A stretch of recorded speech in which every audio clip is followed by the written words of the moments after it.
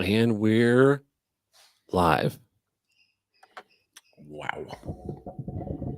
Live from St. Louis / Paraguay. It's Tuesday night. It's a good thing there is nothing else happening on television or in media that anyone would ever have any kind of interest in. No idea what you're talking about. I am completely detached. Yeah, as you should be. That came up at work, and someone was like, "Are you watching the thing tonight?" And I was like, and everyone at the table was just like, there was no rise at all, not even like a gesture. Just who gives a shit anymore? Nah, it doesn't matter. Both teams win, both teams lose. They all work together.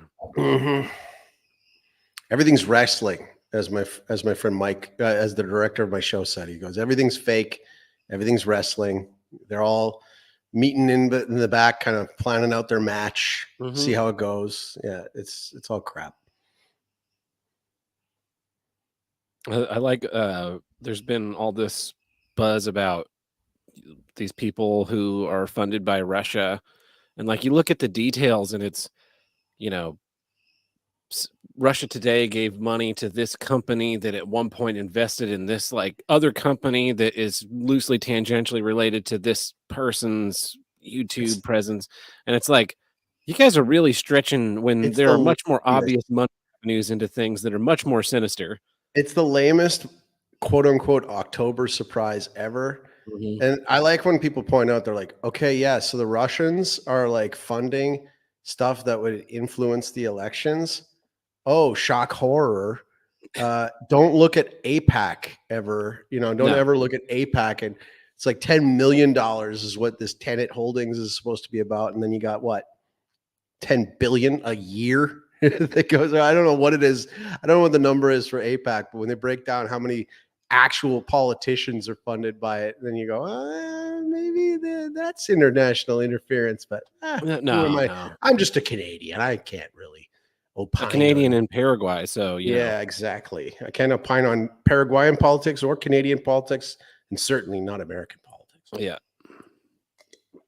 Yeah, but I told someone recently that I'm not registered to vote, like I'm unregistered to vote. And they're like, but why? And I was like, because it doesn't do anything for my life at all. It's all the news only brings like despair and hate. And I just don't have time for it anymore. I'd rather do other things.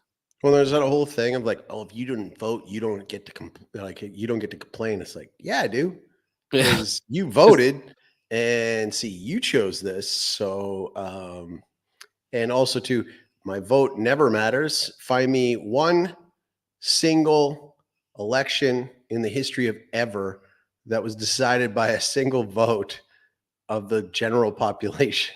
Yeah.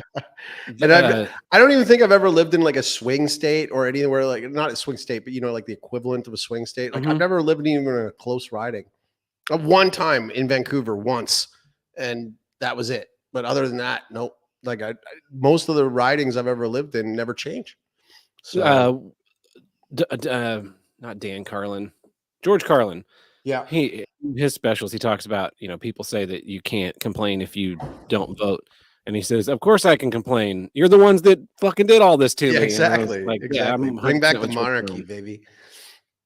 I'm more and more, I'm coming around to your idea of thinking about monarchy, but only if I can be the monarch. You'll have to get a bigger sword. Yeah. I apologize in advance. I'm still coughing because, I can talk about it on the show whenever you decide you want to start it. Yeah, I was going to wait like once we hit the 5-minute mark, and that works for me. Dive into it. Yeah, just my allergies have been pretty bad this week too. We're having it's finally like starting to cool off at night. So in the mornings it'll be chilly enough that I have to wear my jacket when if I ride my bike to work. But then in the afternoon it'll be like back in the mid 70s, low 80s to where it's not really comfortable to wear the jacket on the ride home, which is kind of annoying. But that is the time of year where my allergies like really flare up. It's gross. Yeah. As the old guy always had a beard. Tab's actually not older than me, so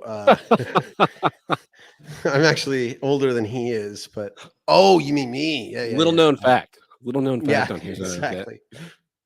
exactly. Cool. Well, it's been 5 minutes. I say we dive right into the show if I can remember which computer has the sound effects on it.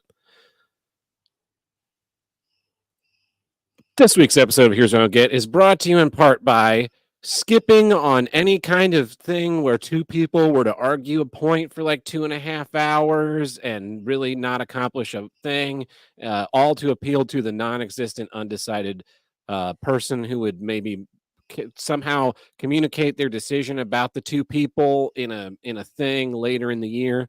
Skipping that is it's free and it's healthy.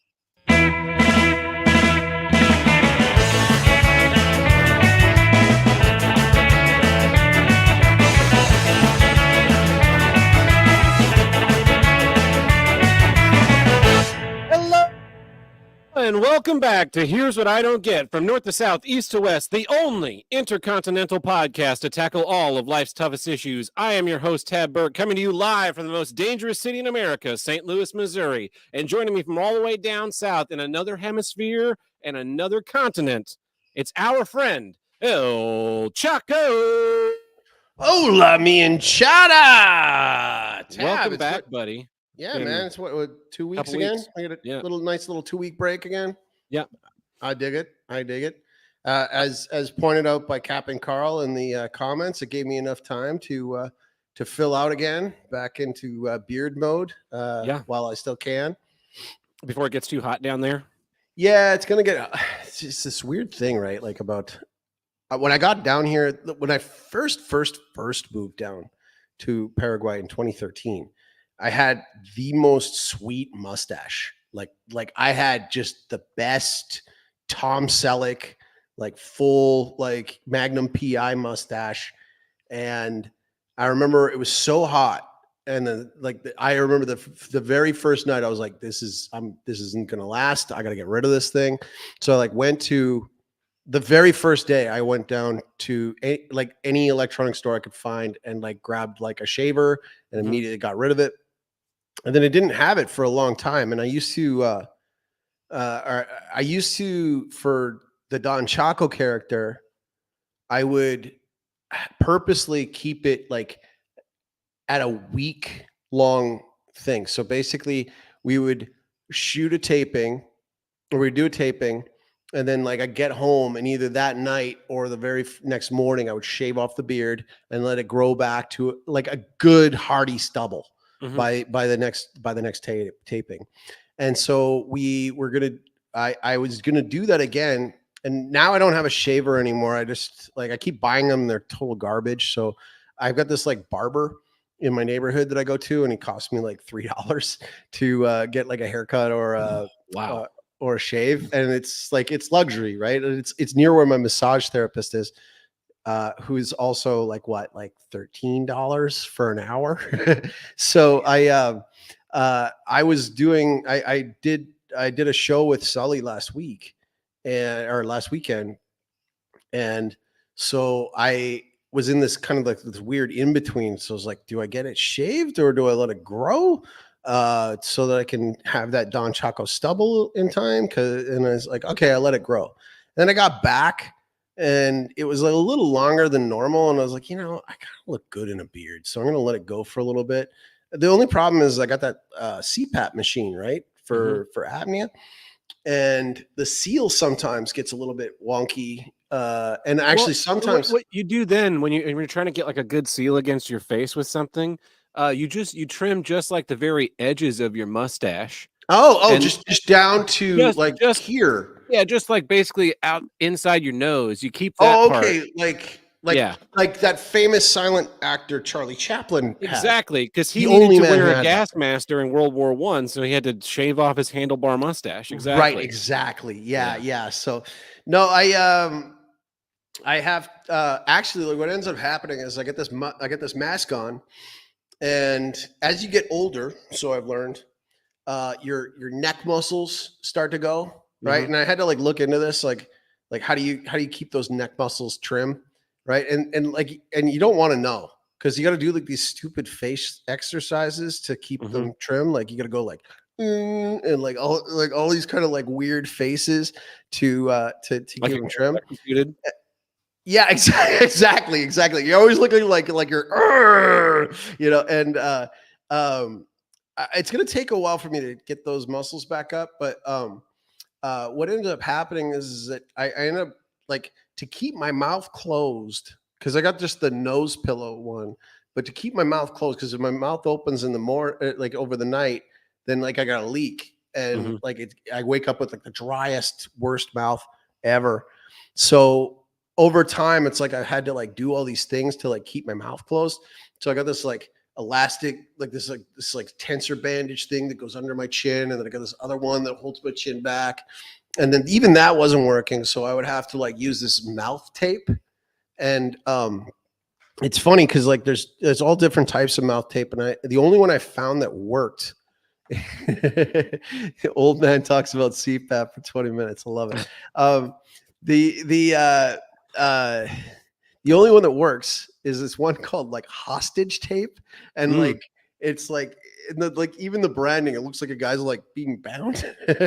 and for whatever reason, Amazon stopped selling them, but maybe because people were actually using them for like real hostages in like Springfield, Ohio, or something. And like so I found for a while that I had to shave my beard off just for it to stick on and stay on. But then like some of these mouth exercises are actually working, so I don't have to have that anymore. And so I started thinking like maybe I like having the beard, because I started getting used to the beard after a while. And like, yeah, you're right. Like when it gets hot, it's a little much. But I've learned with like, as you've had beards and like for almost all the time, beards require a little bit of care. Right. And so like, you know, you gotta like put like a beard balm on there or something to make those whiskers a little softer, a little bit more tolerable. And so keep I'm the kind skin of dry underneath.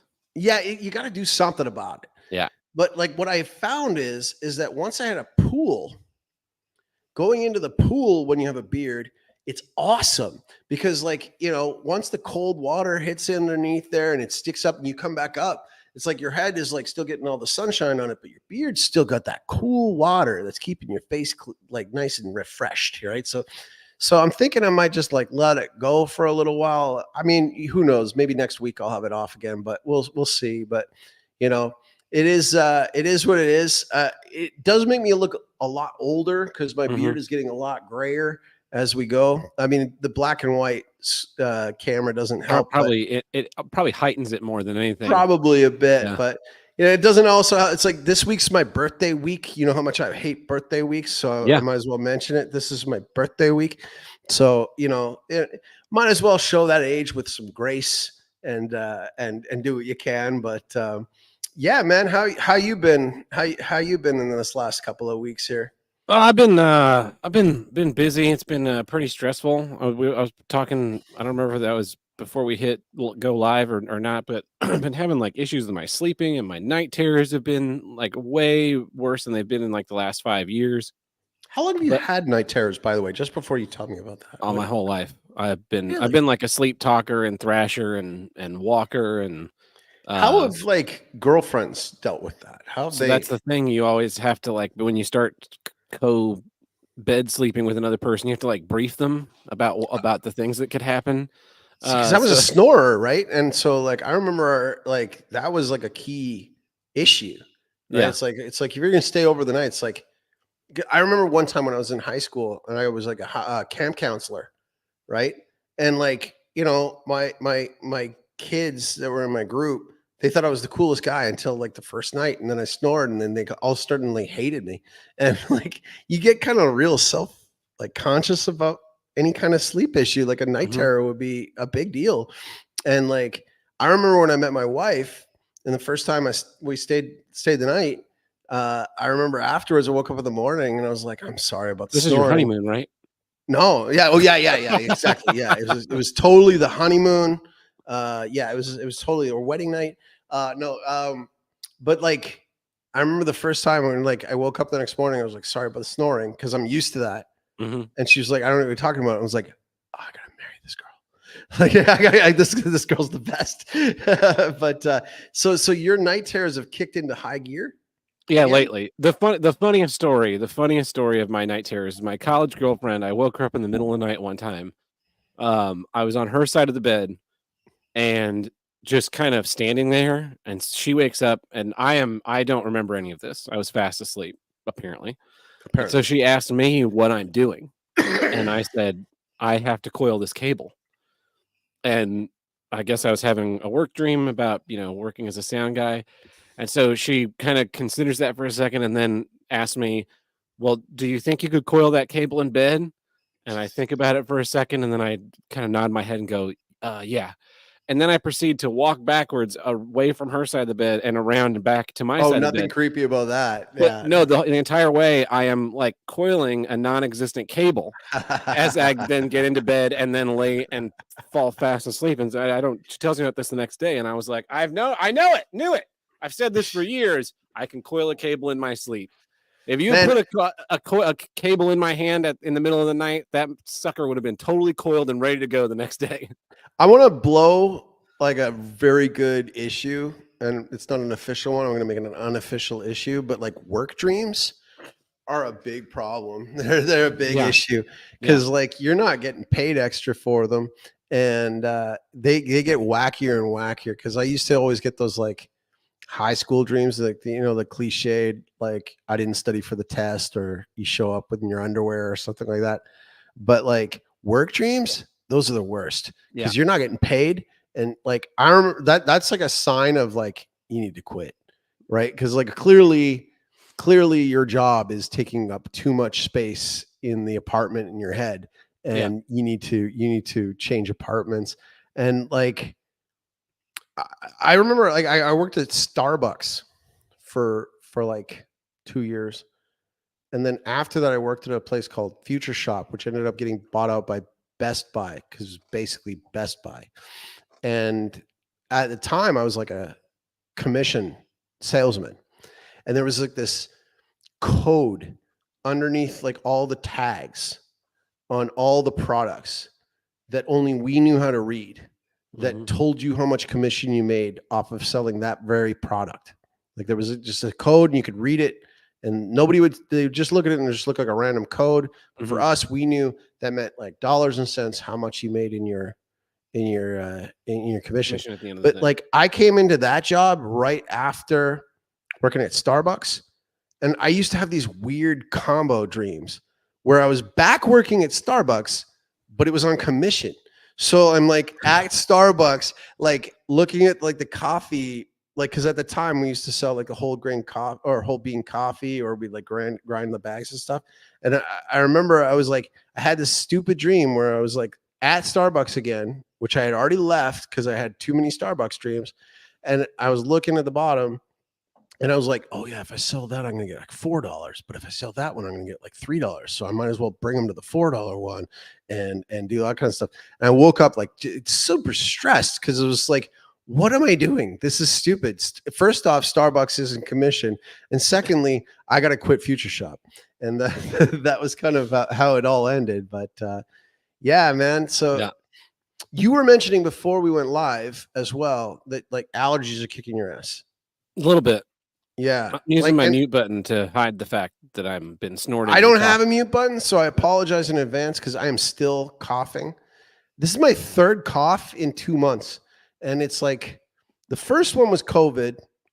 Second one was I don't know what it was, but it was I think because like apparently here in Paraguay, like if you look outside, I don't. One of my favorite books when I was in university was Neuromancer by Gibson.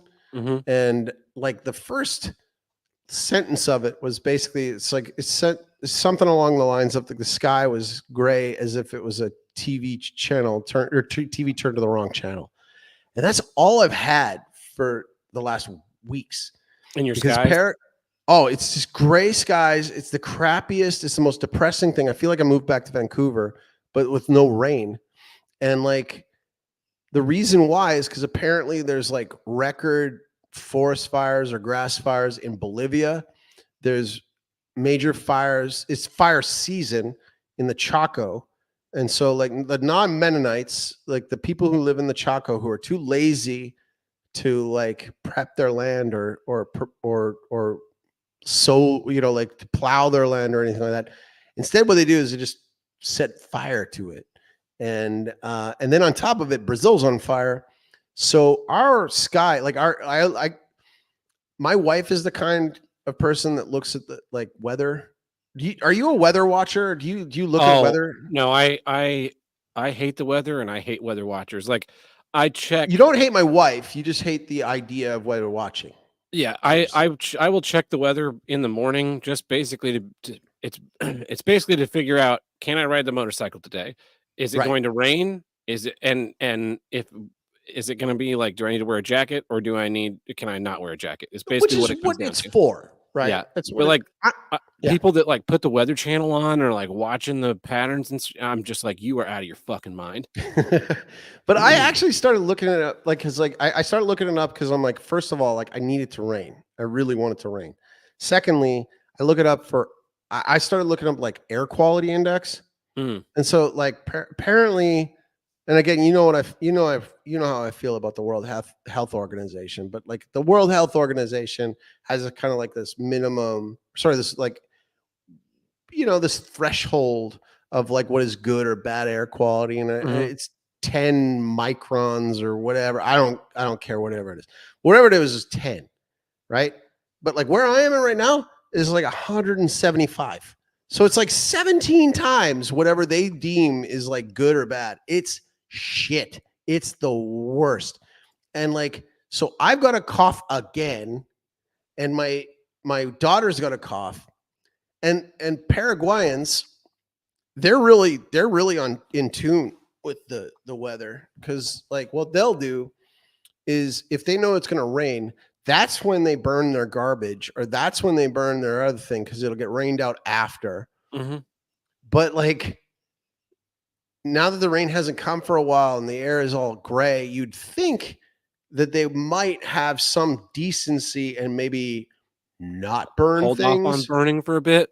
No, no. My wife took my daughter, for example, on Friday to go to her fencing class, and like she You know when what's she was driving incredible? home. What's that? Is you know what's incredible is that like you've moved down there and you've culturated so much that you're teaching your kids how to be like Home Depot workers, to stand out there and be like, I need two to build a fence, two and your daughter will be able to jump on the back of the truck there, and Might as you know, well. with all the other illegal aliens, Might once as you guys well. finally come up to the United States and go help build fences and wherever you end up. It's awesome. But like when it's fire season here, when like these idiots are like burning all their like grass and stuff, like it looks like you're watching a documentary of like the 90s Kuwait, you know, like the oil fires. Like you're just driving through and it's just fire, fire, fire. So like I'm hacking up a lung and like coughing all the time, and like you just can't breathe. It gives you headaches. It's the worst. And then what do my neighbors do? Like they always do, burn garbage. And it's like I get it on my security camera, and it's like it's totally against the law here. And I Mhm. got brought it up to the fire chief from my municipality has come out and like talked to them. Doesn't matter. They don't care. They don't change their behavior. In fact, what they started doing is they started getting together with my other neighbor, the one across the street, who's the next one I'm buying his land. I'm taking it. I'm getting rid of that asshole too. But like, I think Truckin' and Tuckin' might be ready to buy it from you. oh, you know what, man? Like, bring it on. Let's make it happen. So like, I I noticed that. So basically, my neighbors, once the fire chief came and talked to them, they just now bring their garbage to the neighbor across the street, and And they burn it burn it there. from there. Huh, And totally and different.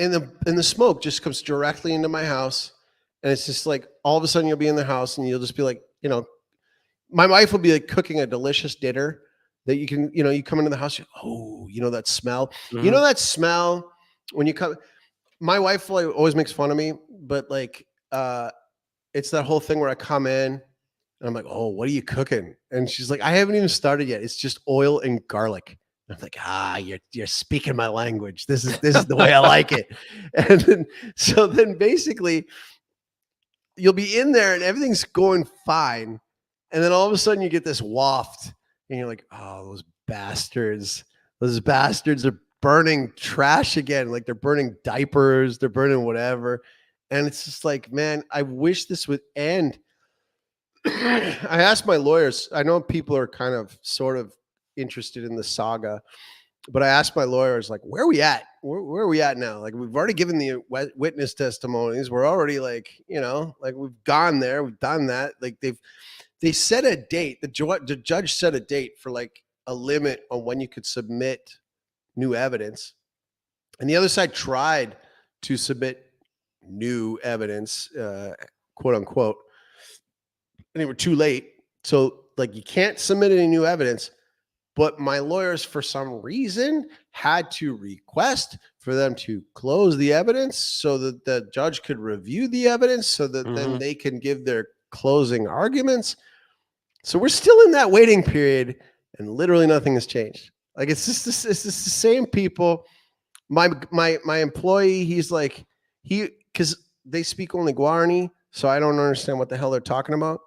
So he was telling me, because he can understand everything, and he's like, just out of the blue, he's like, yeah, I'm gonna build you a new entrance to the property. I was like, what? Off the other side? Yeah, off the other side. I'm like, well, we had an entrance there and it was like too high of a grade and like the van always got stuck. And he's like, no, he's like, I think I can put it at an angle and it'll be fine. And I was like, so you think I should be like, are you worried? And he's like, no, just only go use this entrance from now on. It's like, okay. Because he just wants me to avoid these people like the plague. Because they're getting real bad. And it's probably going to get worse when they're, escorted out by Marvin Heemeyer and company. You would hope so. I mean, I just hope I'm not here when it goes down. But Sully, my buddy Sully, was supposed to be on the show tonight.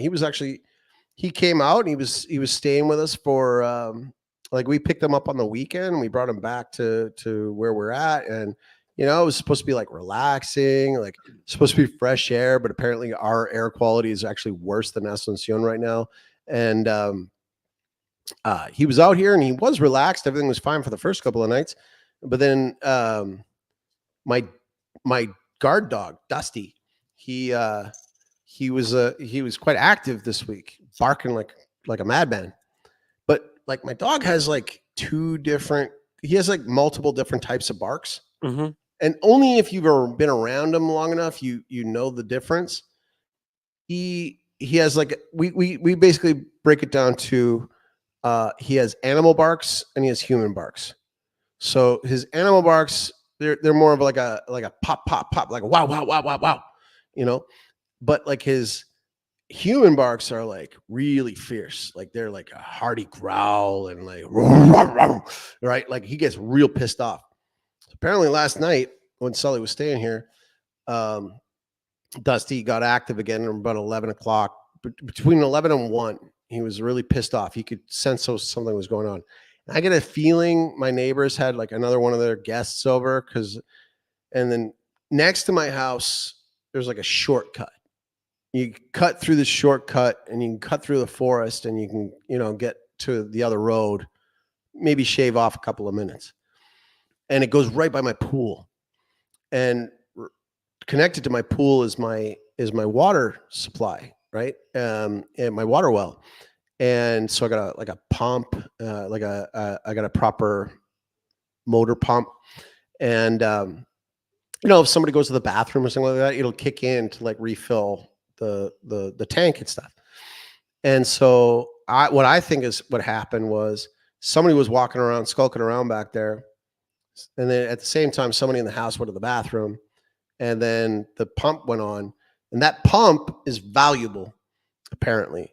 Like it's all chained up and all that kind of stuff. But like somebody walking by, here's that pump, they would know that's something that if they stole it would be worth like a month's salary to them.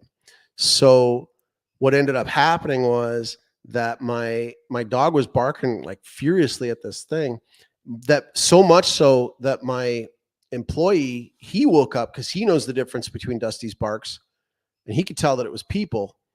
And so he came out with his 38 and shot it into the air and had to scare these people off. And they did scurry.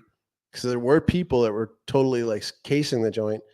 And then they ended up coming back a couple hours later or something, and Dusty went wild again. But unfortunately for Sully, he got hammered with no sleep, and he needed to get that sleep and get working. So we ended up, driving into town, getting him an Uber and sending him back. But he'll be on the show eventually. I really look forward to having him on the show. I sent him the link. He was a maybe. And I feel like, because like he's got the wrestling ring at his place. Mm-hmm. And so one of these days he'll just pop in here and you'll actually get to see the Luchanda ring in the background of the thing there. But yeah, man, you ready to jump into some issues? Let's get on that. Whenever you're ready. Here's what I don't get. Loud music. Here, let's put that on the thing here. Yeah, let's put that on here. Loud music. There we go. Loud music. Man, like I remember I used to love loud music. This is me getting into old man talk, but I used to love loud music. I used to, play music loud when I could. I remember going to house parties and like, getting the getting the cops called on you and all that kind of stuff like that. Like proper loud music. It's like, oh, this is my jam. Turn it up. But I remember this one time, my next door neighbor, who was also like my boss for a summer because he owned a landscaping company, he like kitted out his like truck with like the most inappropriately large stereo system. Mm-hmm. And I remember he wanted to show it off to me one time. I specifically remember it. He was kind of lame. He was a little older than me. He played the Duran Duran cover of the song White Lines. And he played it on full blast. And I couldn't hear for days. Like it was just so loud. It was so loud. And I remember thinking to myself, like he was digging it. He was in a fun time with it. But I was thinking to myself, like, how are you enjoying this? Like, how are you enjoying this? And it brought me back to like, also like back in the day, I was dating a gal. I was engaged to a gal. And I had gone to see U2 in Edmonton, like in my high, like my grad. Us two what? What's that? Sorry. Yeah. I went and saw U2 in like 1997, and it actually, I'm not gonna lie, it was probably. I was gonna say before they sucked, but it's like it was kind of in the middle of them. Some people thought they sucked, but like I was into it. Like it was like right after like Zooropa and like it was Pop. It was like the Pop Mart tour. And I remember I went to it. It was like the biggest concert I've ever been to in my life. And it was like the first time I ever traveled to another city to go see a concert. So like my friends and I went all to this thing, and we loved it. It was great. And we went both nights. There was 2 nights away. They did not always suck. They were good at one point in time. And so the next time they came back, because I had to go to Edmonton for them, but I was back in Calgary. I was with this gal, and we got tickets to the show, and I got like floor seats. Like it was the first time I got my floor seats. Yeah. And then like my best friend, he got me like, he didn't know that I had gotten tickets. So he got tickets for us to go, and it wasn't floor seats. It was up away. And I felt bad about it. I was like, sit.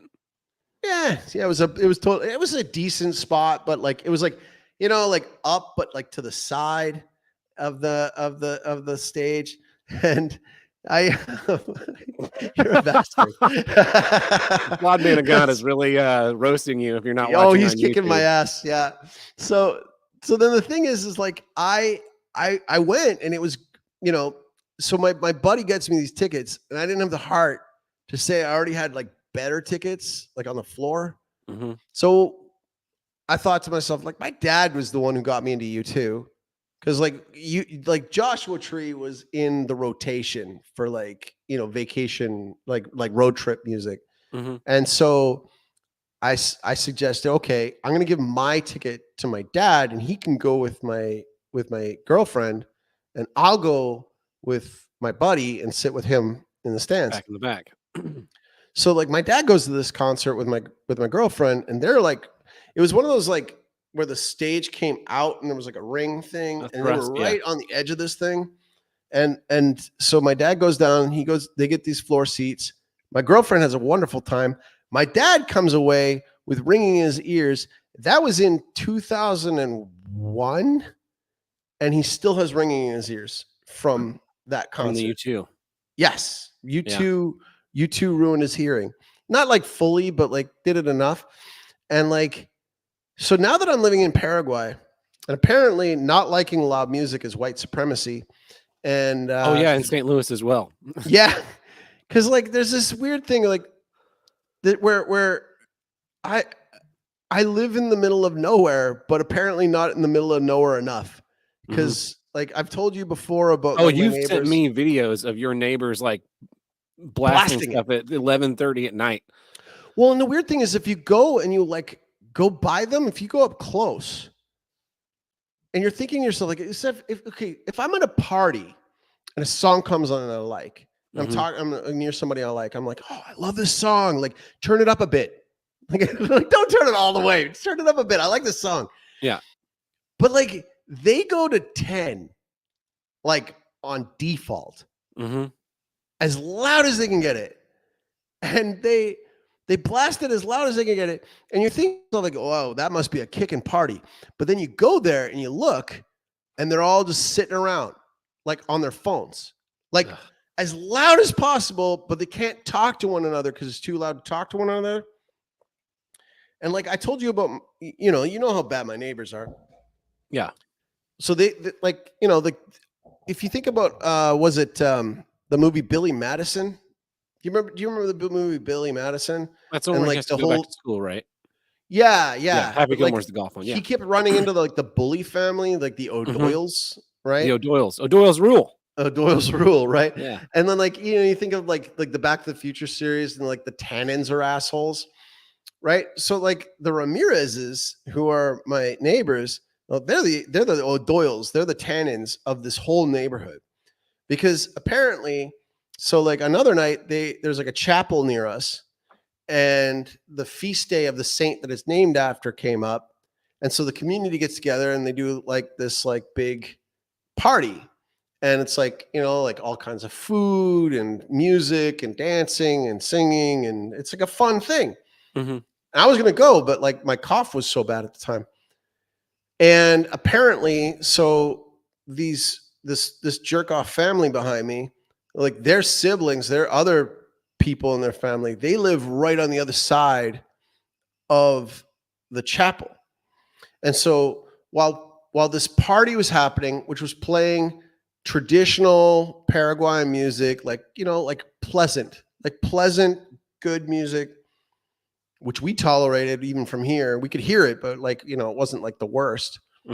Apparently, because these other people, they hate Catholics, they hate the church, they hate everybody. They got mad, and even though there was 250 people at this party, they decided it was a good idea to back up of a car with the same sort of speakers as my old landscaper boss, and blast at the party reggaeton music, which if you've heard is literally the worst music ever made on the planet. It's second to dubstep in terms of the worst music ever made, but it's horrible. And so there was this combating music that was going back and forth, which is even worse than just one loud music. Two loud music and different everything. And I was like, what is going on? There's like another party going on. And they ended up like almost getting into like a battle royal, like this like big fight between like the O'Doyles and the church community. And it got me thinking, it's like, again, like, what is it with loud music? I know I'm getting old, but at the same time, I still like music like loud enough. Yeah. But at the same time, clean. At the same time, what is the point? How do you enjoy it? And I think back to like the U2 concerts, like, what were their sound engineers thinking? Like, what were they thinking? What's that? Loud is better. As a person that works with Arena Tour sound engineers, louder is better. I mean, so I think I've talked about it on the show before. There are a handful of things that I always have in my pockets, regardless of where I go: a pen, a handkerchief, a nail clipper, my chapstick, and the other big important one is 2 pairs of earplugs. One is a flat response one that I can hear very clearly, but it brings all the sound level down, and the other is a foam thick one that I just dead to the world. And I started carrying them, and I started wearing the flat response ones basically from the moment I left my apartment in college until I got back to my apartment at the end of the day, because I was like walking through scene shops, and it's just like a lot of noise, and I started to realize that I needed to protect my hearing because I was going to be a sound guy. Yeah. And that's really served me over the years in protecting my hearing. I got checked up in March, and I still have nearly perfect hearing at Good. 33 years old, which the Yeah. doctor was like, "That's incredible." And I was like, "Thank you very much." Um, and so then when I was in Tulsa, I was working the arena shows, and a lot of times I would start out their concerts with my flat response ones, and I would swap into the foam ones because it was so unbelievably loud. And sure, Yeah. it's a big room, you got to fill it, but like you can get a sound system that fills a room like that without it just like being uncomfortable. And I don't understand the enjoyment of uncomfortable sound levels. Well, that's the thing. Like when I moved back to Calgary from Paraguay the first time, I went to a couple of concerts, right? Like, and again, like most concerts don't do this to me. If they're badly engineered, then they do. But I went to go see Dwight Yoakam. Right? I was like, Of that's all a people, badass. Dwight Yoakam was the one that blasted you out. Hear me out. Hear me Okay. out. So I went, and it was like, dude, Dwight Yoakam's playing, and he's playing the Jubilee Auditorium. Like, this place is specifically engineered for like the best sound in Calgary. And like, I was psyched about this when I was listening to all this music, like all the way up. I was like, man, like, I'm not a huge country fan, but like Dwight Yoakam, like, can't miss. Like, this guy's badass. Mm-hmm. And then like we went, and the opening act was fine. Actually, they were really good. I ended up looking them up after and like getting a CD and stuff like that. I thought they were great. Dwight Yoakam comes out, opens with Lil Sister. And it was like great, but like I was like, something's going on. Like I'm starting to get like a little bit of a zzz, Mm-hmm. and like it was like almost like the sound of like grinding metal. Like it was just really like painful.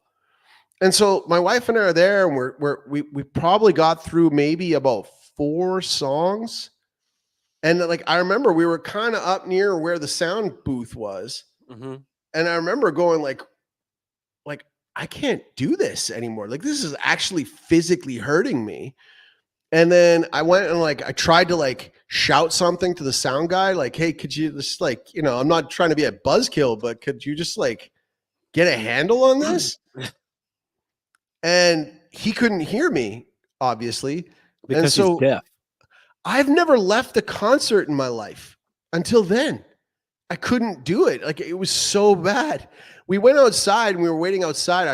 We listened to like 3 more songs from like outside of the auditorium. Mm-hmm.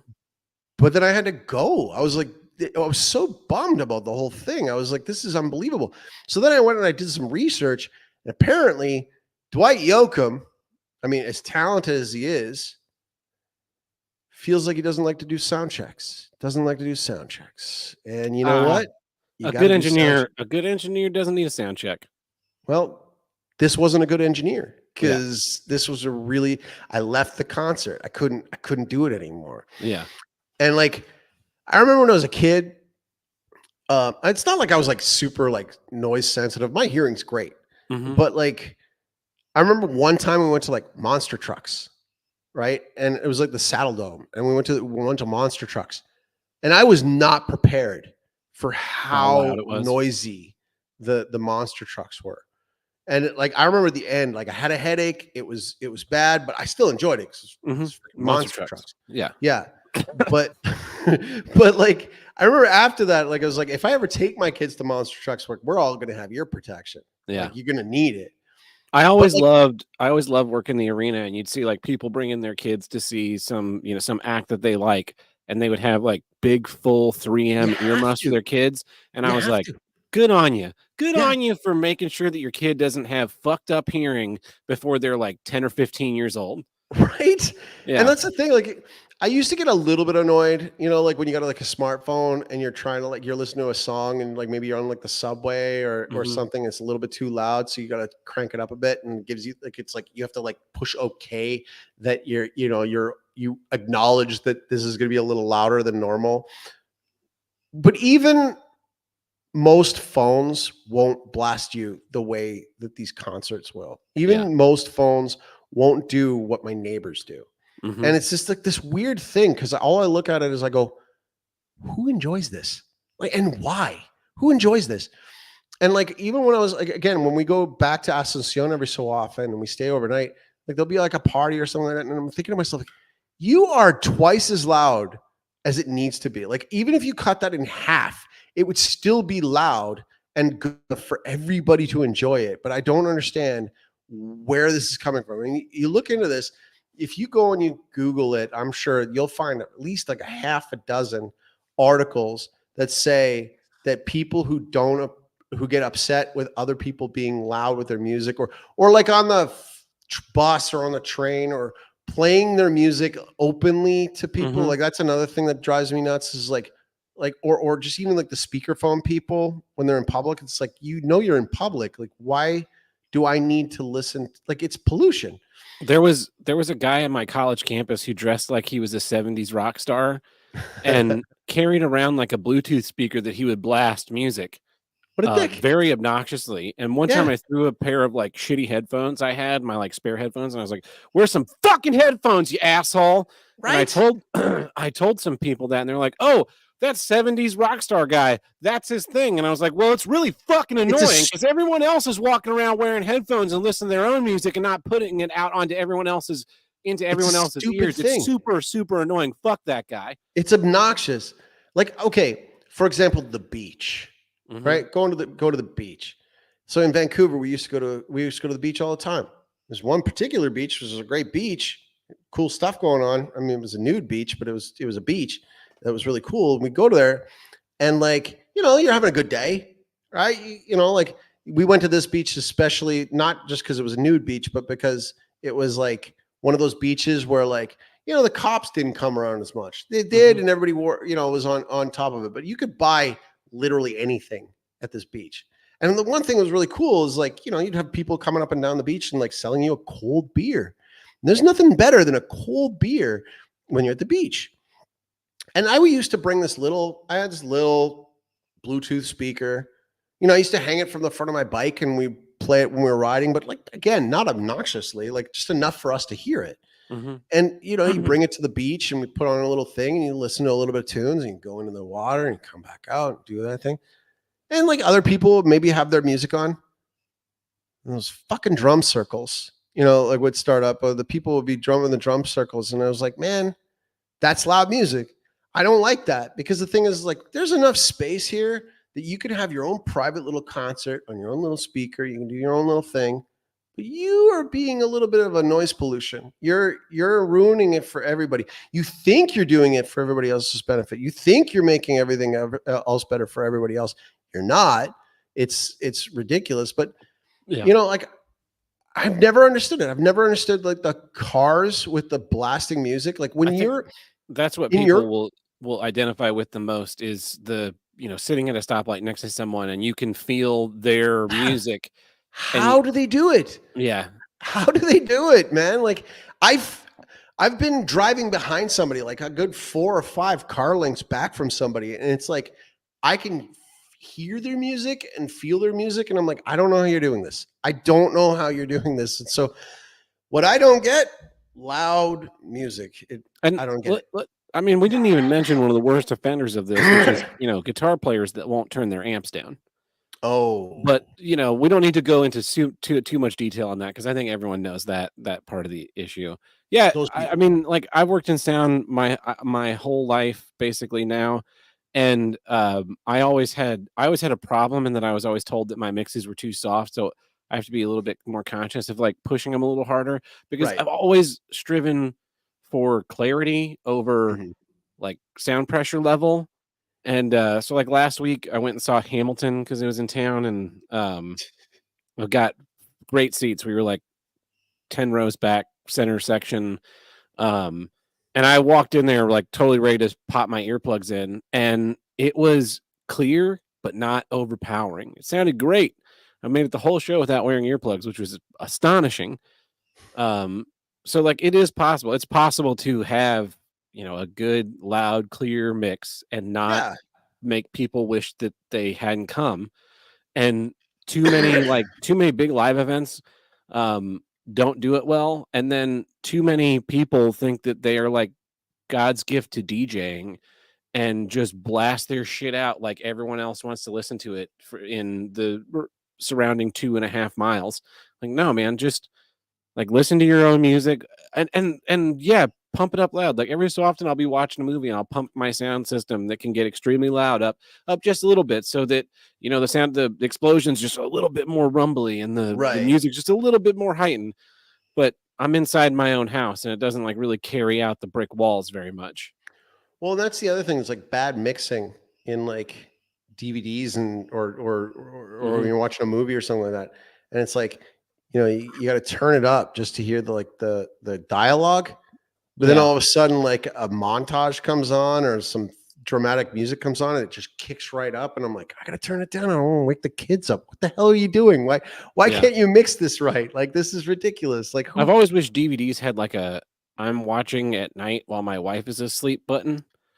I feel like I know that there was a time where you could get like an amp that had a built-in compressor. Yeah, I think those were a thing at one point in time. I mean, nobody has amps anymore. They all get like Bluetooth speakers. They're basically glorified Bluetooth speakers. Yeah. And I'm actually looking into one of myself. Like I was looking at these micro component systems because again, once my dickhead neighbors are gone, I can like play my own music like without like being self-conscious and hypocritical. And I've been looking into these micro component systems, and they're not even micro component systems anymore. They're just basically speakers with Bluetooth capability. Yeah, that's all they are now. It's like nobody gives a shit anymore. Sound quality is something that everybody has given away. Like they just don't care about it anymore. They don't even know what sound quality is anymore. I mean, after Napster and like MP3s, and then now with like Spotify, where everything is just like totally nerfed down to people will just like play the music directly out of the speaker on your phone. Yeah, that is.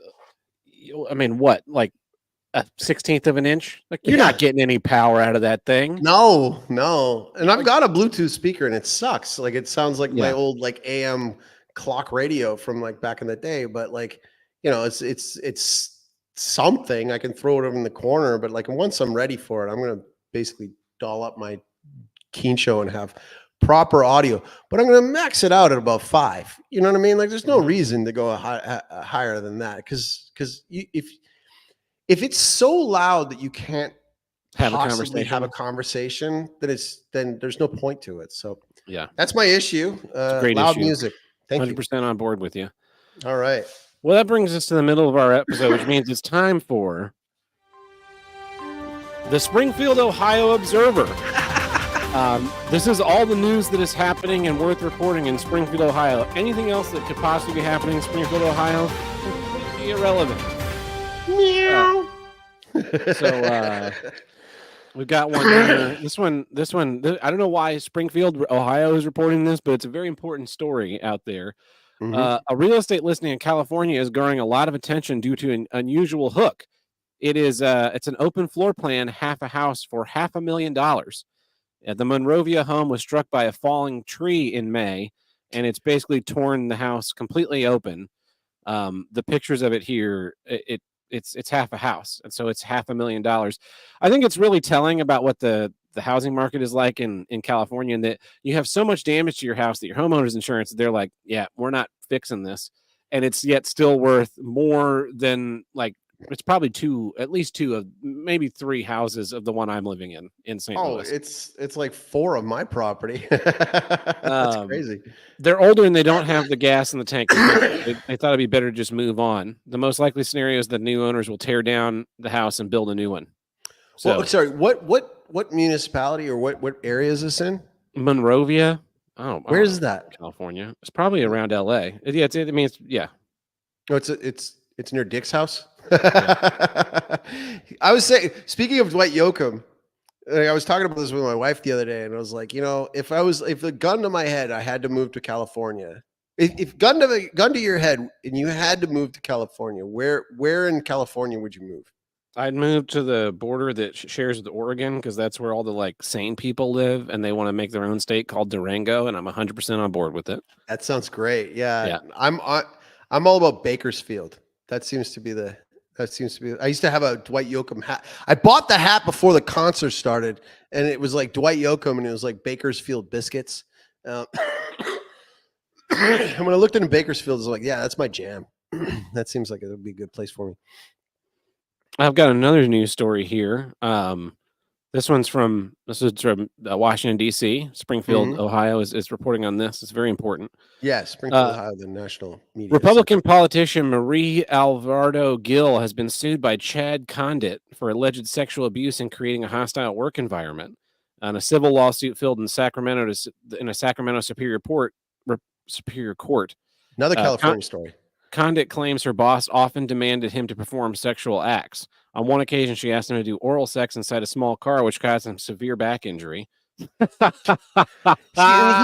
He's married. He's old too. He's not like a young dude. He's all gray haired. He looks like he's at least in his 50s. But apparently he knows how to go. Yeah, he's accused Alvarado Gil and the California State Senate of discrimination and violation of state employment protections. The former chief of staff has described his relationship with the ex-boss as a sex-based quid pro quo that was marked by unwelcome advances and sexual behaviors coupled with punishment and flexing of power. He said the boss had a lifetime free pass to cheat on her husband.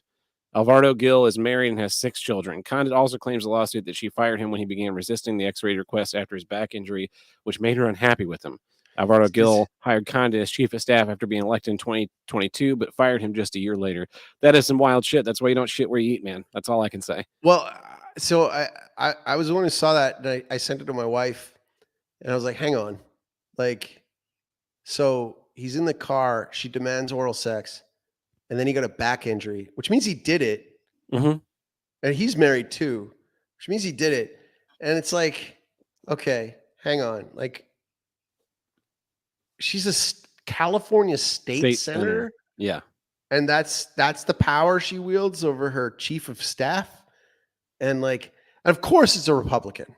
You know what I mean? Like, of course it's a Republican because, like, we always because a Democrat it wouldn't get reported. Yeah. Well, because wasn't there that other Democrat that like got busted for she was like harassing her female employee, and like they were like doing weird stuff. Made like she to was be like not news. Don't she was like, this is not news. No, this is news. She ended up leaving her position because like there was like video of her like forcing her like staff member to like brush her hair while naked. It was like really weird. Oh yeah, I do remember that one. Yeah, that was really weird. Yeah. Well, here's the thing. Politicians are weird. Politicians are all weird. It doesn't matter who they are. It doesn't matter where they're. Find me a good one. There's not good ones. To want to do that job. Yeah, but it's like this guy he's claiming he got a back injury because he was giving oral sex and he specified it's like a small vehicle. It was like a compact vehicle. And it's like, you still did it. You know what I mean? I know that's, I know. I just want to say, man, you're in your 50s. You can't be parking with your boss anymore. You're married. You guys gotta go get a whole hotel if you want to. She's married. That's your sign. That's your red flag. Like, yeah, fuck, no. That's your nightmare Starbucks Best Buy dream. You know what I mean? Like, that's where you're like, oh, okay, yeah, I'm done. Like, like when the first time that came up, like, because that clearly wasn't the first time. It clearly wasn't the first time. So at a certain point, I'm like, you want me to what? I thought I was supposed to get you some votes. Like, how does this get you votes? How does this like help your PR? How does this help you with your messaging? You know what I mean? Like, oh, I'm stressed. I don't care. What are you doing, bitch? Like, you don't get to boss me around like that.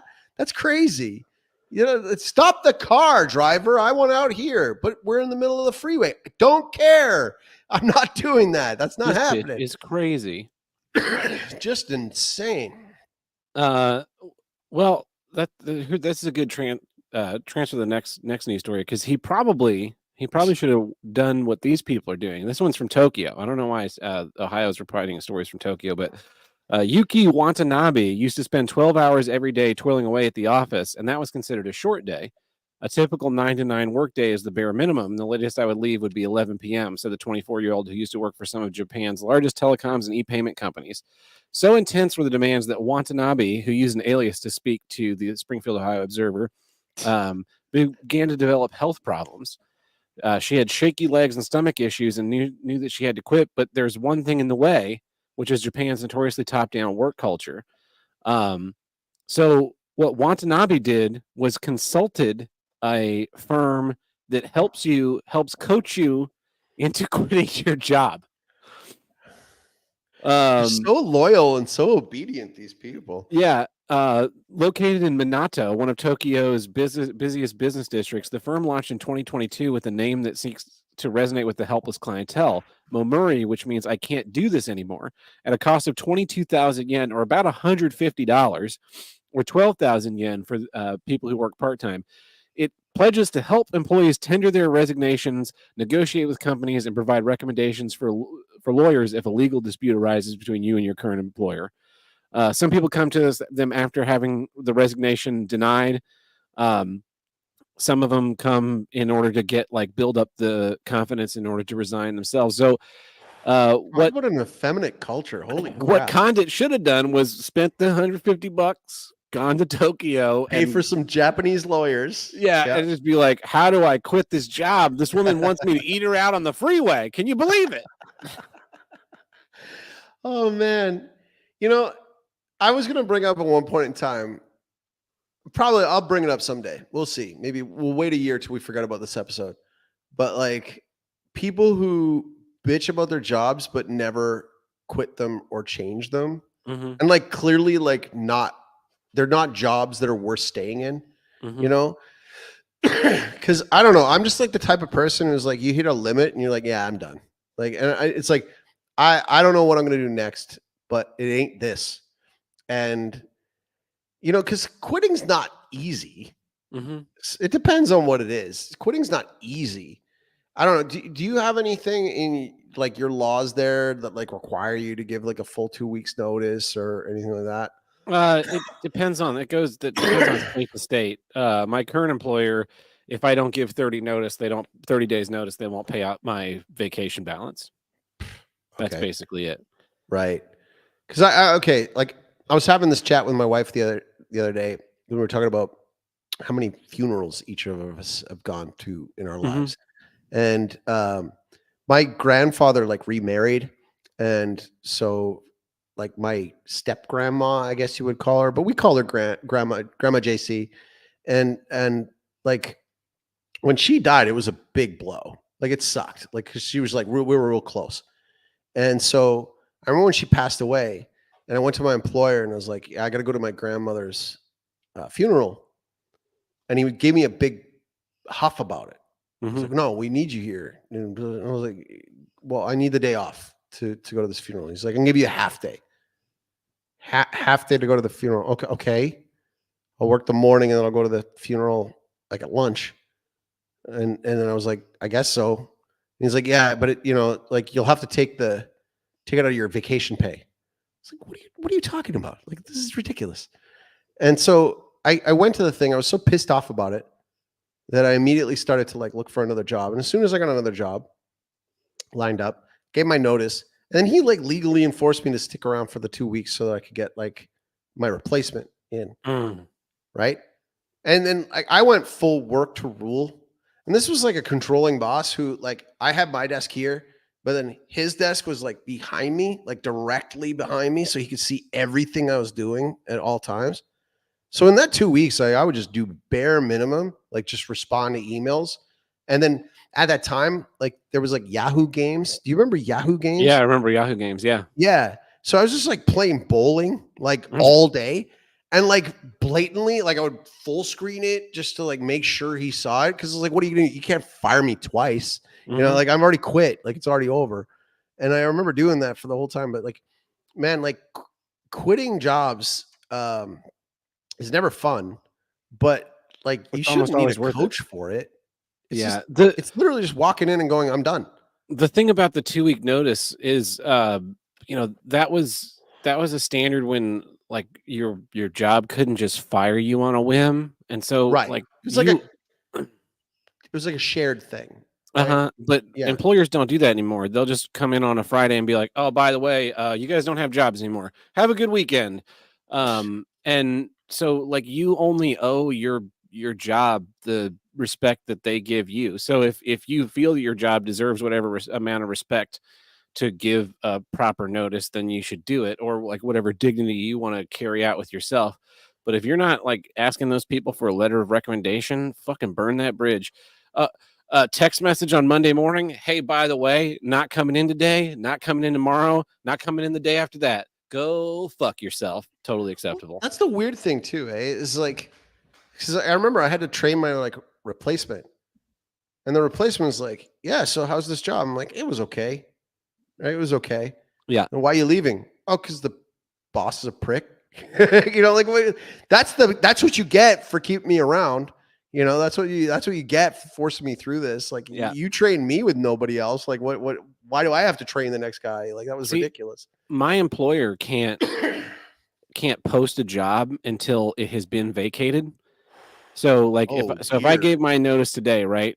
Today is September 10th, and I say, all right, my last day is going to be October 10th. Yeah. They can't post the job until October 11th or the earlier. So there's never a chance of any kind of overlap unless they promote from within. And I think that that's like completely intentional and designed so that people can't overlap, and you can't say like, oh, hey, by the way, this is a toxic work environment. Don't fucking work here.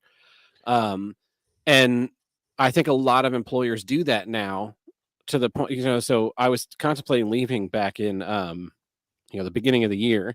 And essentially my boss had set it up to where as soon as I was out, the job could be posted but then I decided to stay. So that was all for naught. But, I think it's designed by like certain kind of,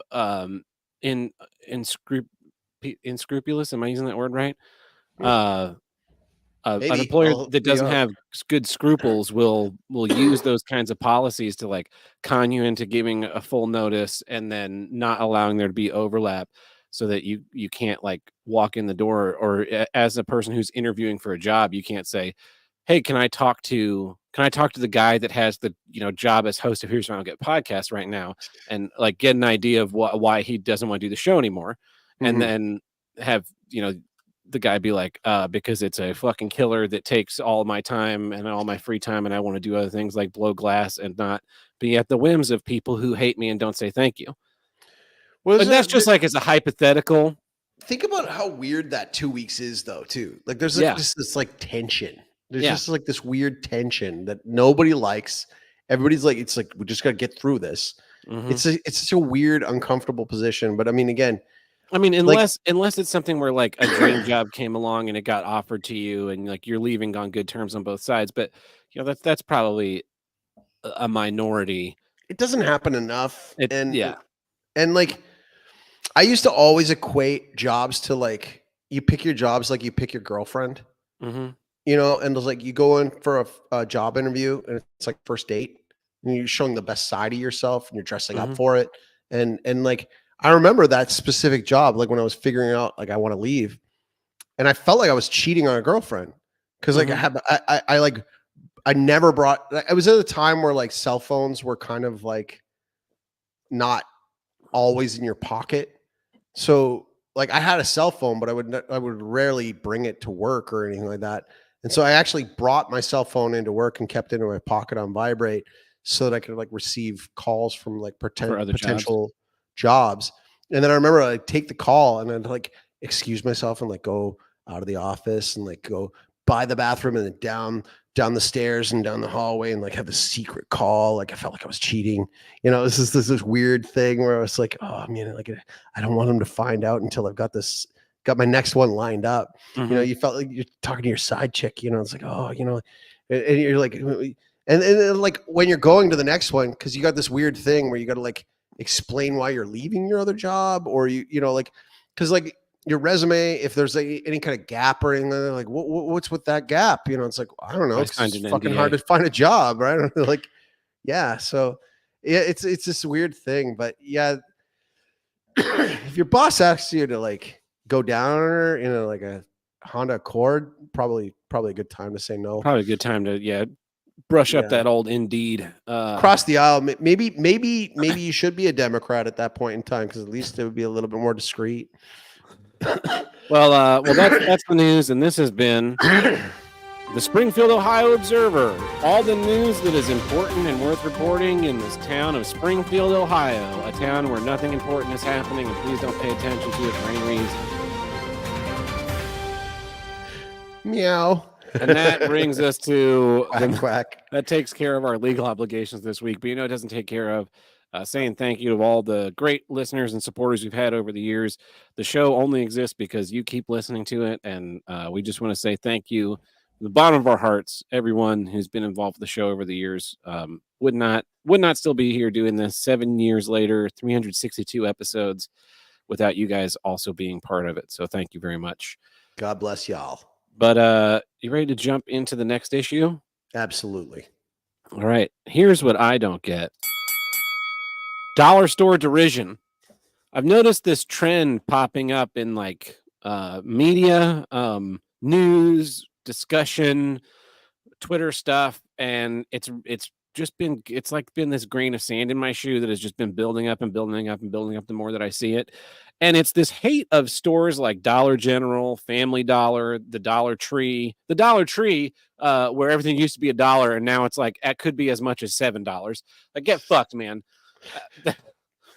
But so the crux of the argument seems to be, or it's kind of a misreading of the situation, but this blame is that somehow a Dollar General or a Family Dollar makes an area poor. Not true. Which is not true. It's like they've got it reversed. A poor area can Gains only the dollar store. attract Yes. a Dollar General or Family It's the Dollar. same or thing as Dollar like Tree. pawn shops, porn stores, quick payday loan places, and all those kind of places. Yeah, that's the area where like your cell phone coverage kind of gets a little bit weaker. And so what bothers me is that, and it's there's a lot of hate of dollar stores from the left, but there's also kind of a hate of them from the right, and like they're united in this. And it's mind-blowing to me, because I remember back in 2009, 2010, Michelle Obama's like, every first lady has to have their little like pet project that they work on, and Michelle Obama's was health and shit, which is why my high school replaced all of the sodas in our vending machines with fucking Diet Cola in my senior year in high school. Because that's healthier. Stupid way bitch. healthier. Yeah, they're still selling fucking candy, but the sodas are now diet instead of regular. That'll make all the difference. Oh yeah. They didn't like make healthy alternatives free or cheaper, like the way the market would work. They were just like, this shit's banned, and so that's what they're trying to do.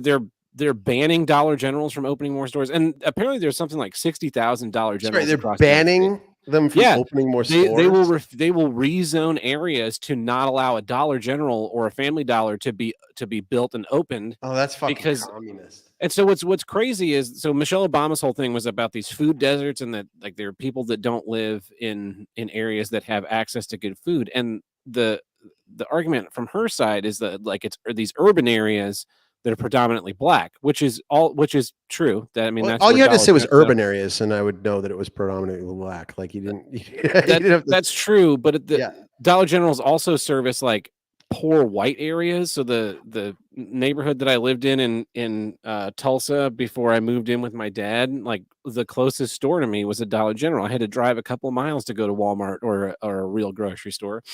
So I never went to that quote unquote food desert. Yeah. I mean, just because the Dollar General was walking distance and the Walmart was maybe 5 minutes down the road. But it has food in it, so you're not a food desert.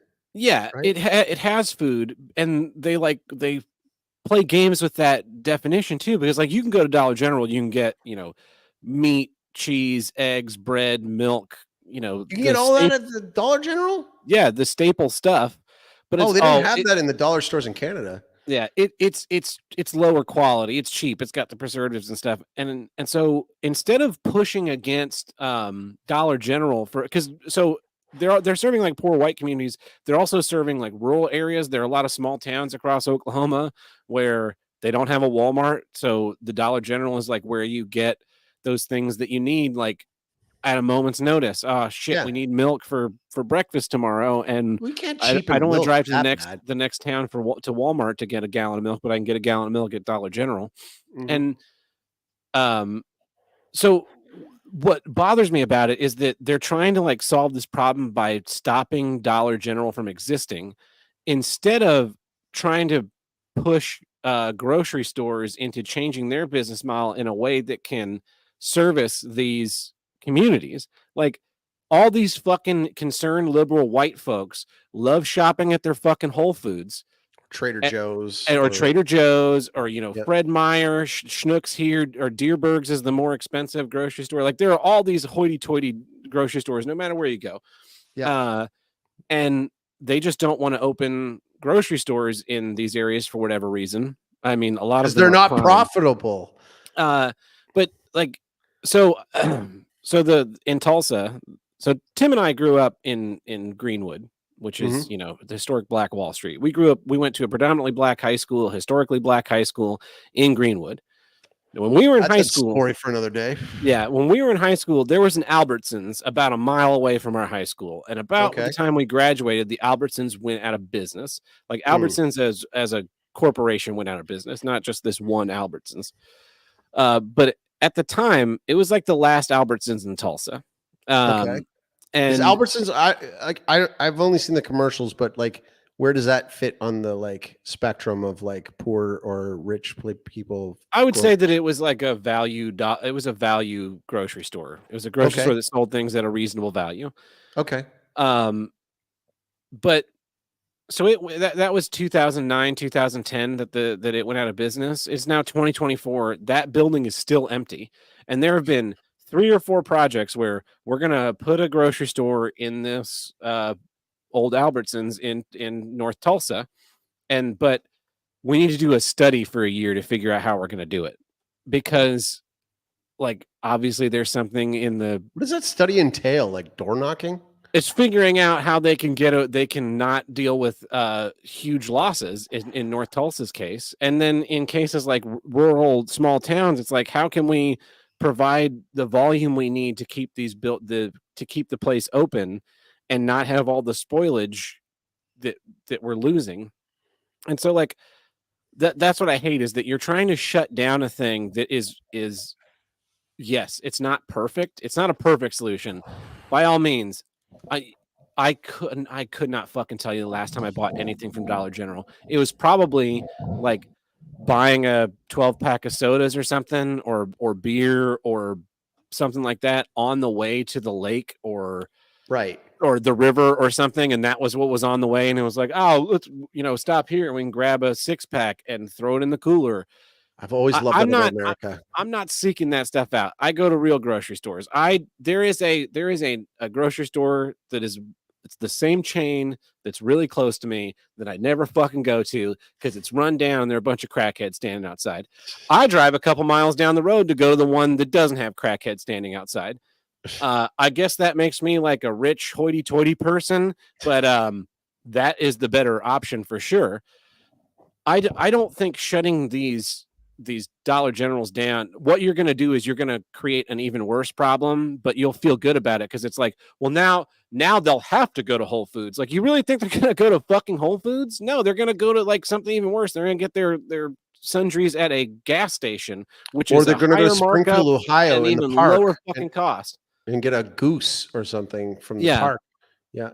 It's just like, it's so smug and short-sighted, and it's like it's people criticizing a lifestyle that they can't even begin to fathom. Like, they can't even begin to fathom the poverty level that these people are at, that this is like their choice, this is what they have to do. Like in their mind, I can tell by the way they talk about it that they think that these people are stupid. They're like, they just don't know that Schnucks exists. They don't know that you can go down to the Reesers. And it's like, we live in America. As much as you people rail about how cars are terrible, like I could go to a grocery store that's an hour away if it has a better deal or a service that is being provided that maybe the one close to me doesn't have. I choose not to do that because I am lazy and also cheap. It's just it's extremely frustrating because like you're making a demon out of the only one. Dollar General also has this like spin-off brand. It's like DBX or something. Maybe it's DGX. It's like Dollar General Express, and it'll be in downtown areas, and it's limited hours and even more limited selection than the shitty dollar stores you'll find in rural America. But again, no one else is putting these kind of quick sundry stores that you can pop into. In downtown Tulsa, one opened up and I was like, finally somewhere that I can send someone, so I was working at the PAC and people would show up and they'd be like, yeah, where can I like go buy ibuprofen? Where can I go get like a 12-pack of soda? Where can I grab beer? Like, well, can't get it from anywhere fucking downtown. Did you guys rent a car for this? Like, no, we're staying at the hotel that's across this little plaza from where we are. And then Dollar General Express opened up a couple blocks away. And it was like, if you get there before 7, because they close early, you get there before 7, DGX has, beer, you can get because a lot of these touring shows, you get paid a per diem. And rather than going out to eat every time, you'll get something you can keep in your hotel fridge for lunch so that then you can go out for dinner, or you'll get like cereal and milk so you can have breakfast and then something nice for lunch, whatever. Suddenly this like market existed and the place is open and thriving. And sure, it's a shithole Dollar General, but Quick Trip isn't putting a place in downtown. Research isn't putting a place downtown. Sure, they'll make a bunch of fucking drawings about them. Oh yeah, we're going to build this big development. There's going to be a grocery store right here in downtown, and people try and it just doesn't fucking work. Dollar General somehow makes it work. So maybe instead of demonizing it, we could look at what kind of policies, social and fiscal policies are going on in our city that don't allow stores to open up and make a profit in these areas. And then look at these stores and say, hey, you guys need to do a better fucking job. Hey, Reesers, instead of making the whole front of your store all this bullshit country farm home bullshit, maybe scale this whole fucking thing down, reduce your selection, and put something in downtown so you can service the people that live down here, so they don't have to drive to 41st and Peoria, since that's the closest, or 21st and Yale, so that's the closest fucking grocery store to where you are downtown. Well, it's just in a lot of ways it's brand discrimination too, because at the same time, like you're walking in the door, they'll sell Coca-Cola. You're saying you're buying beer. It's not like they have their own brand of beer. They have beer. So like really it's just snobbery at a certain point. It's absolutely snobbery. It's looking down your nose. It is people looking down their nose at others for like the choices that they have to make, and trying to control choice by blocking the choice from existing is worse than it's fascism, basically. Well, it is like okay. So, for example, it goes beyond just food, right? Like, I mean, like anytime you have to ban something because you can't win an argument, or because you can't make an economic argument, it's the same thing as like you look at cars. Like, oh, we're going to ban at a certain 2030, we're going to ban catalytic converters. Well, how about you make the other thing so appealing that you won't have to ban anything to make people go that way? Just incentivize it, just make it better. Right. And like I used to live in one of the places I lived in Vancouver, it wasn't like the poor part of town, but we had a grocery store called No Frills. And so No Frills would have a lot of the no name brand stuff, but it was my grocery store. It was what was close. So I would go there, and actually they had some decent stuff. Like I actually used to get like buffalo meat there, like bison meat there. Yeah, hell yeah. I like bison meat. It was great. Yeah. And like so I would go. I actually the regular grocery store didn't have that, so I would just go there, and like I never understood that whole thing of like, again, like if you want to incentivize people to make better choices, you don't ban the other choices. You just make your choices better. And that should work enough. Mhm. It's funny because when you bring up about the dollar store thing, like dollar stores in Canada, I don't know of any that like, yeah, they sold food, but it was like chips, chocolate bars, like coffee and crackers and stuff like that, Mhm. like maybe some canned food, but it was never fresh produce. There was never any like those like Well, staples like like milk or cheese or anything like that at our dollar stores. yeah. So like when I went to a good dollar store, it was 99 times out of 100, if I went to a dollar store, it was for like party supplies. It was like for like paper plates and cups and or stuff like that. And then you go in there and you go get roped into like, oh, I'll buy this other, oh, they got some books on sale or they got some, like Yeah. cheap birthday toys for like my, nephew or something like that, right? Like that was about it. And so yeah, I never understood like I think that's just like kind of that totalitarian mindset Mhm. when you say about being fascist. It's like this whole idea, like, for example, like even online, it's like we can't make an argument about this thing or like YouTube or any of the other things. It's like, oh, this channel's more popular because more people want to listen to it, but it doesn't tell our narrative. So we're just gonna like de-algorithmize it and we're going to or hide it or shadow ban it or just straight up ban it. And it's just like, man, I make a better argument, make a better option, but banning things, it gives you all it does is it gives you the Barbara Streisand effect where it makes you want that thing more. You know Oh, what I yeah. mean? Like you I'm ban 100% something, on it just board. makes me want it more. Put a Dollar General at the end of every corner. I'm Yeah, I'm I'm full until you're in. sick of it. It's Yeah. it's it's, uh it's addressing a symptom, not the problem, and it's Not the problem. Yeah. demonizing this problem, and it's only like as this gains notoriety and builds up steam, it's going to make this problem 10 times worse Well, because it'll just get taken over by another brand. All you have to do at that point in time is go, okay, make a new brand, make it yeah, as cheap as dollar store. Just don't call it dollar anything, and come up with something else. And then it'll take another community 5 to 10 first years. What's that? community first stores, that's what our thing's gonna be. How can Yeah, you hate fine. community Why first not? stores? Why not? Who cares? I mean, the key thing is that whatever they're doing is economically working for them. Otherwise, Yeah, look, we're living in a time where like like major brands that you grew up with are gone. Right? mhm, There's no Toys R Us anymore. There's going to be soon no Red Lobster. There's no Big Boy anymore. There's none of those things. They're all gone. And it's like okay, because it clearly wasn't working. But in the case of Dollar Store, clearly it's working. Like whatever they're doing is working. yeah, They can make it work in the poorest areas. All right, all the power to them. I mean, I want those people to have food, don't yeah, you? Like, what is your problem? Whoever is like wanting to shut this down, and then, like I remember, like okay, we had a place when I was growing up in Calgary, and it was our local. Like we had a strip mall, and it was like one of those anchor strip malls. So it's like on one side it's like a big drugstore, and on the other side was the grocery store. It was All West was what it was called, and like you go to we go to, everybody go to All West. You run into your teacher there, you run into your friends there, and stuff like that. But then for whatever reason, like All West didn't work out, so like another one came. It was Wild Rose Foods, and so we had Wild Rose Foods for a while. And we go there for a little while, and that was fine. But then it went under. So then the next thing that came in was like a discount store, and it was mhm, like why pay more discount store? Literally was the name. And you'd go there and like like the vibe was shifted.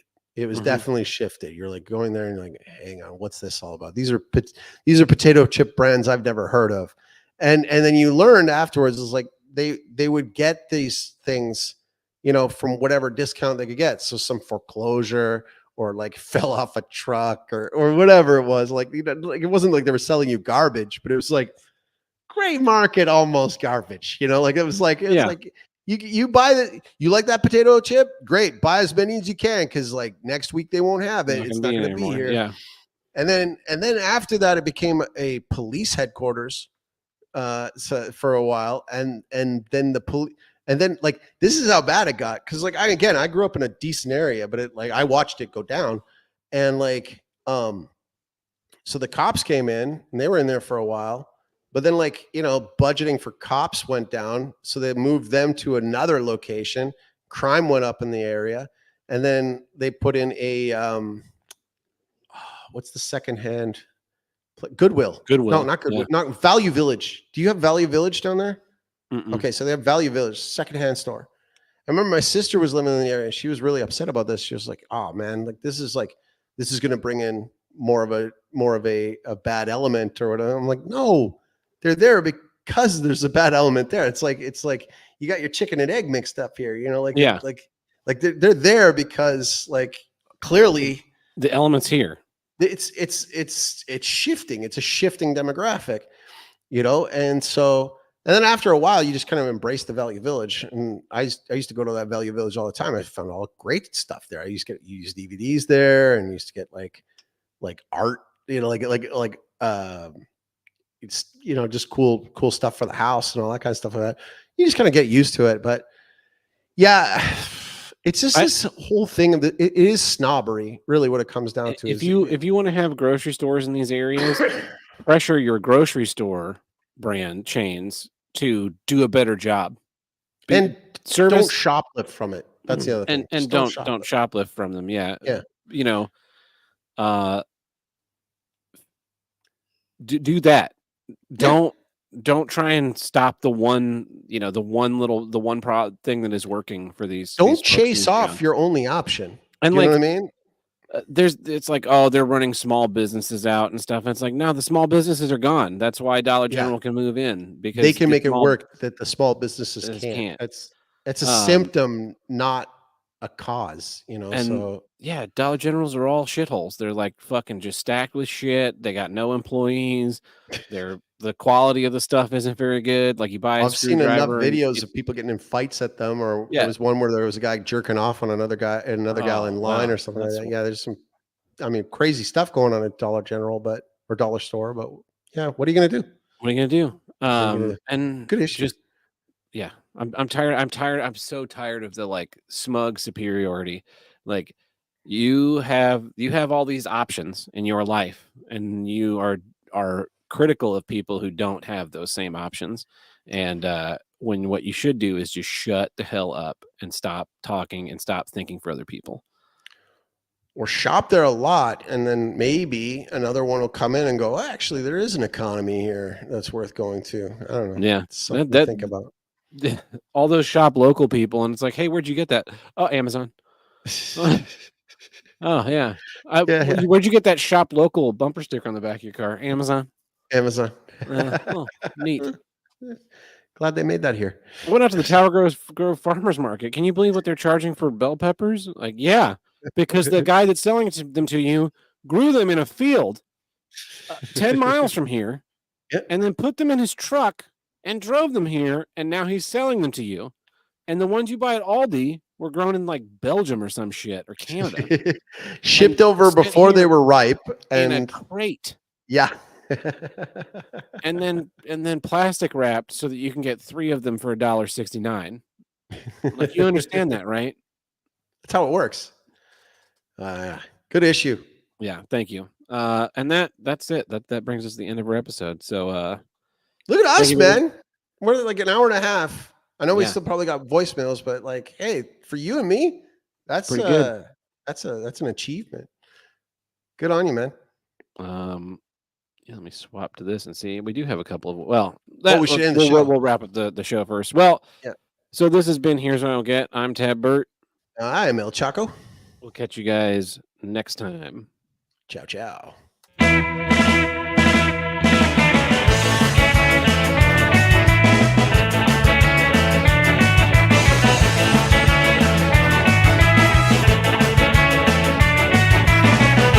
If you want to call into the Here's What I Don't Get hotline, call us at 704-750-9434 and tell us what you don't get. Or you can visit us in the Discord under voicemail upload.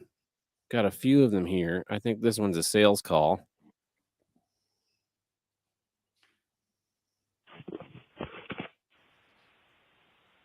It identifies as Affinity Homebuyers LLC. I'm not selling. Yeah, not yet. This one's probably real. I don't get is websites when you go to download something. So yeah, sign in real quick. All right, yeah. And here's the homepage. It's like, why didn't you bring me back to to the page that I wanted to download it? It's fucking retarded. I am so fucking tired of having to sign into an account to download like free shit. Or like, yeah, like in my line of work, the amount of times I go to a kind of publicly traded company and I want to like get their like investor presentation and I have to sign up their fucking their newsletter or email, and I'm like, and I put my real one in and then I immediately like bounce after I get it because I don't want to like dick around with like other my other emails just to get all those, because I want their investor presentation in my email inbox. But yeah, I hate that. It's the worst. It's poorly coded shit. Just let me download. If I like it enough, I will get you my email to you. But 9 times out of 10, I don't even know what they think where they think the email is going. Like Google, there are so many mail services now built in have this method of sorting your emails out into like promotions or other, and it's like it's not quite spam because you might have signed up for this, but you probably don't want to look at this shit, right? And so that it just disappears out into the ether. Like, what do they think these fucking emails are going to that I'm going to get and be like, oh, yeah, I can get a big inflatable duck or something? Like, fuck off and die. Leave me alone. Missed opportunities. All right. Here's our second and last voicemail. Hey, Tab. Hey, Chaco. Matt from Minnesota here. I just saw that you guys were recording, so I wanted to get a quick don't get in for you, and that is Top Heavy shampoos. I have a particular brand of shampoo that the last couple of bottles that I've bought have taken a dive, almost smashing my feet, and then breaking the cap right off. I'm not going to say which brand, but it does rhyme with Ned and Holder. So, fuck them. Fuck Top Heavy shampoo. What a terrible design. All right. Later, guys. Peace. Yeah, I hate anything that isn't super stable in the shower. That's why I use Aussie, and it has a pump handle one. I just reach down to pump handle the shampoo, ready to go. Nice. Yeah. Oh, you people with hair. Yeah, I just basically go in and I got same bar of soap. I'm all, how I am. I'm uppity about my chemicals and all that kind of stuff. So I get like these natural ones. I get these like pine tar soaps and stuff like that.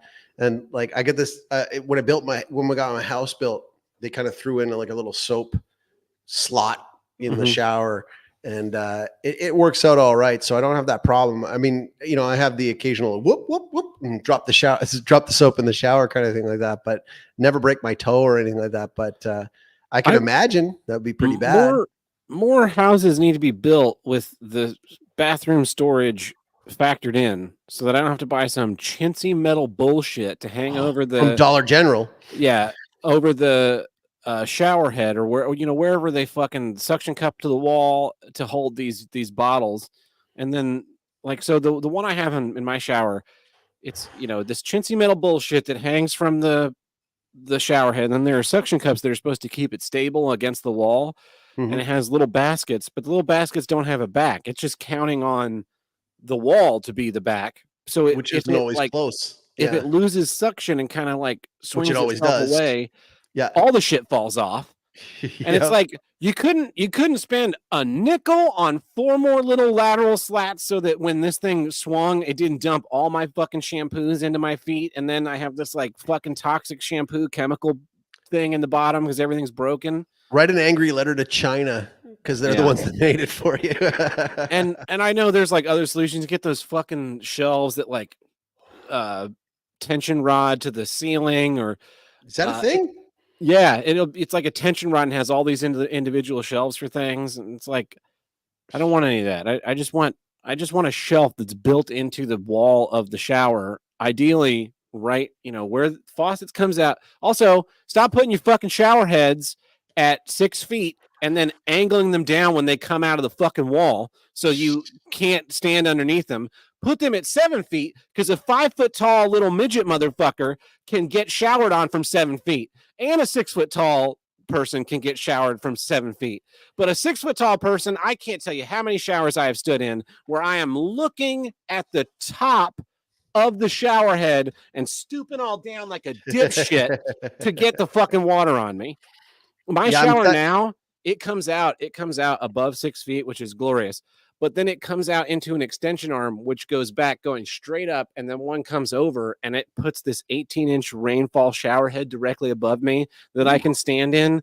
And it completely douses me in water. It is the greatest fucking thing in the world. Oh, man. Highly recommend. See, because like I had a hand in the design, not like a major hand in the design, but like had a bit of a hand in the design. And like I made sure, because I'm like, I'm 6 feet tall. So put that thing up a little higher. Yeah. And we got that like fancy like rainfall nozzle. But the problem is that my water supply is my own from here, and I can't figure out a proper filter system to not get some sand in when it pumps in from the wellspring.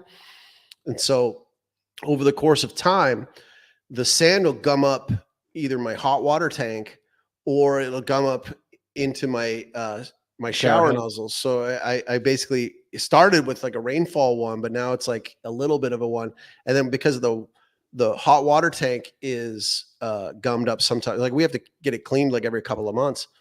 And what ends up happening is that my shower can't figure out like the water pressure of hot and cold. So what'll happen is that you'll turn it on to hot, and because the water pressure from the other thing is going wrong, you'll get either scalded, and then you just tick it a little bit, and then it's freezing cold, and it can't get it right. The balance. I can deal with it because I take a lot shorter showers, but like my poor wife, like she's getting just bombarded by this thing. It's not easy.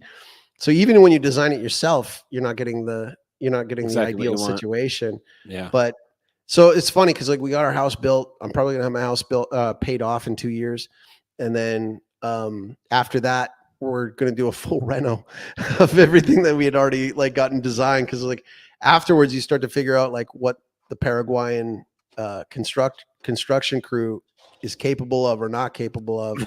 And so then I will just basically go through and go, okay, we're going to redo the bathroom, we're going to redo the kitchen, and we're going to do all the things. Because like when you're designing a house, it's all on paper.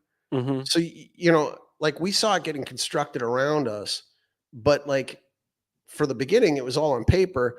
And so it's just like numbers on the paper. So you don't quite know what is or isn't going to work for you until you've kind of lived in it for a while. And now that we've lived in it for a while, we're going to figure out all the little things that we want to get fixed, and we're going to get them fixed real good. But first I got to get rid of these clowns across the way, because that's eating up all my RAM and extra budget. But good issue. Yeah, well, that's it. That's our voicemail. So leave us a voicemail for next time. It's probably not going to be an episode on the 17th because I'm going to a concert, my second concert for the year, which is more concerts I've gone to this year. What concert? Like the previous 5 years. You going to go to U2 or Dwight Yoakam? No, Crash Test Dummies are playing at a venue. They actually played here like right after I moved here, and I didn't find out until like the day after they played. And I was, son of a bitch. Another good Canadian band. Yeah, good CanCon. Awesome. Well, I bought tickets on July 4th, and then this group decided they wanted to have an event on the 17th, and I was like, I'm busy. Someone else is gonna have to do it. Go to hell. Bought these months ago. I'm 2 days away from turning 45. So if y'all want to throw a nice birthday prayer my way on Thursday, please do so. That'd be great.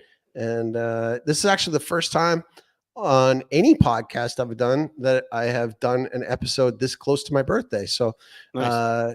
I'm not a birthday person, but why not throw it that way? That'd be great. Yeah. Well, awesome. Thanks for listening, everybody. We'll see you next time.